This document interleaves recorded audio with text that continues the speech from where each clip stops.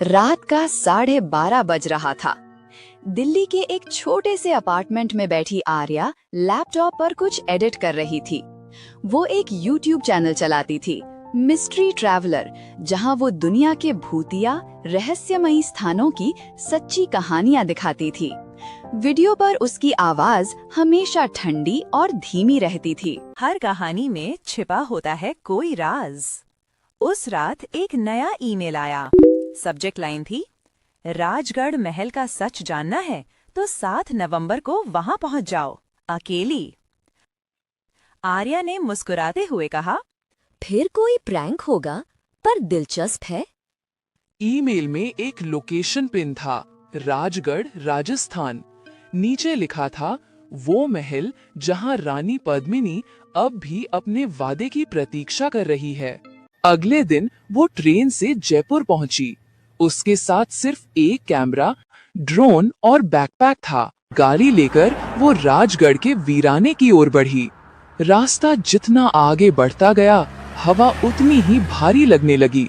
रास्ते में गांव वालों से पूछा, राजगढ़ महल कहाँ है? एक बुजुर्ग ने सिर्फ इतना कहा, बेटी, वहाँ सूरज ढलने के बाद मत जाना, वहाँ अभी भी कोई है। आर्या हंस पड़ी। थैंक यू बाबा, डराने का अच्छा तरीका है। पर बाबा ने मुस्कुराकर कहा, डर नहीं, चेतावनी दी है। महल की पहली झलक। शाम ढल चुकी थी जब आर्या ने अपनी गाड़ी उस महल के बाहर रोकी। टूटी दीवारें, जंग लगा फाटक और हवा में धूल के बवंडर। महल के ऊपर उड़ते चमगादड़ और टूटी खिड़कियों से आती ठंडी हवा। वो कैमरा ऑन करती है। तो दोस्तों, आज मैं हूँ राजगढ़ महल में, जहाँ कहा जाता है कि रानी पद्मिनी की आत्मा आज भी अपने राजा का इंतजार करती है। अंदर कदम रखते ही डर से भरा महल दिखा।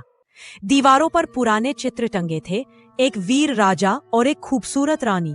रानी के चेहरे पर अजीब सी उदासी थी, जैसे वो देख रही हो। अचानक हवा चली और दरवाजा अपने आप बंद हो गया। आर्या चौंक गई। उसने सोचा, हवा होगी, मैं खामखा डर रही हूँ।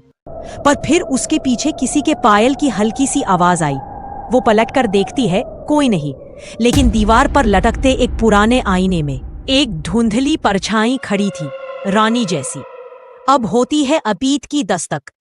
आईने के कोने में एक पुरानी दरार थी और नीचे लिखा था, वादा अधूरा है।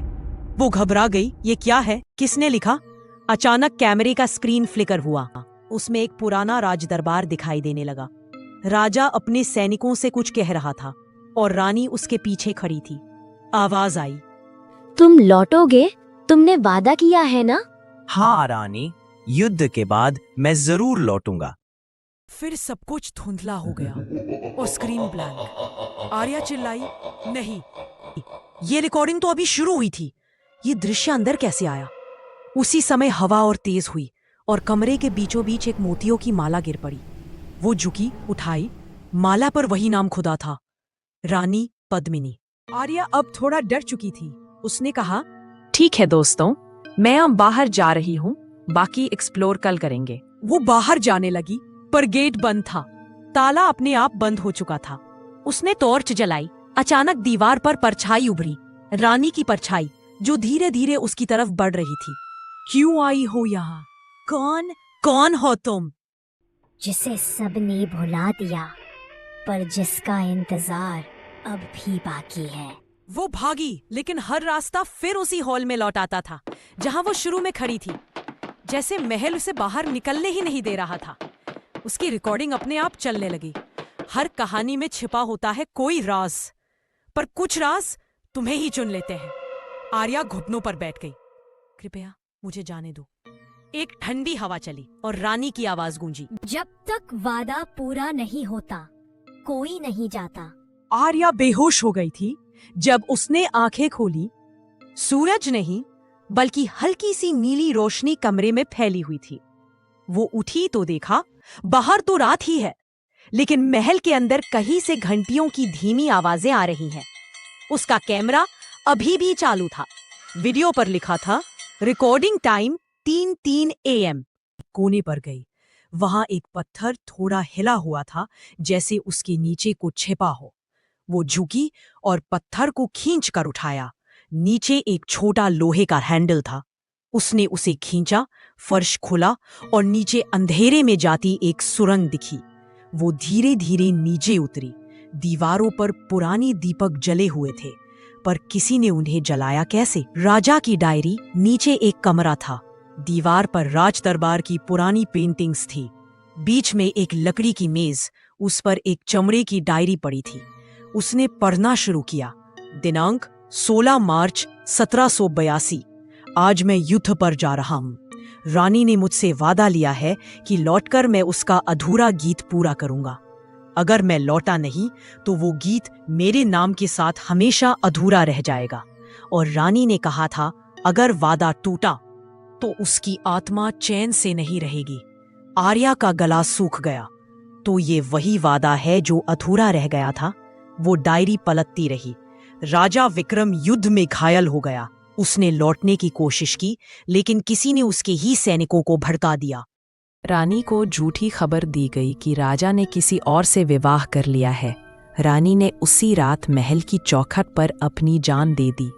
आर्या के हाथ कांप गए। डायरी के आखिरी पन्ने पर कुछ धुंधला लिखा था, रानी वापस आएगी जब कोई बाहरी उसकी कहानी को फिर से बताएगा। अतीत का जागना अचानक दीवार से धुआं सा उठने लगा। आर्या ने टॉर्च घुमाई। वहां किसी की परछाई उभर रही थी। धीरे धीरे एक स्त्री का रूप लिया। वही रानी पद्मिनी। उसका चेहरा चमक रहा था, लेकिन आंखों में शून्यता थी। तुमने मेरी कहानी पढ़ ली? हाँ, मैं बस सच्चाई जानना चाहती थी। तो जानो, झूठा वादा किसी का भी हो, अधूरापन सबको शाप देता है। अब मैं सबको मार डालूंगी। तभी वहां गांव वाले आ गए और अपने साथ में एक तांत्रिक को भी लेकर आए। उस तांत्रिक ने अपनी शक्तियों से उस चुड़ैल वाली रानी को अपने कब्जे में कर लिया और एक बोतल में बंद करके अपने साथ ले गया।